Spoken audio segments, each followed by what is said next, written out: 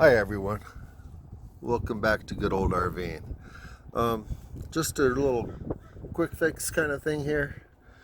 See right here, okay, see this one, these are rivets, and this one back here broke. Well, this hole in front, actually you could put a number 10 bolt through it.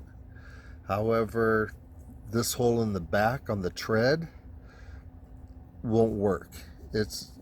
And it's too big for a 3/8 or too small for a 3/8 also. So what I ended up doing was I ringed out the hole here to a 3/8, got a 3/8 bolt and a nylock thread. I don't know if you can see it. Yeah, right there.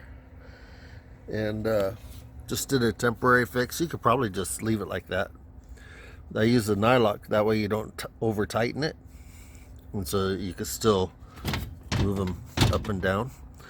And so yeah, just wanted to share that.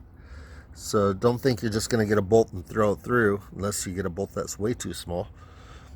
But as far as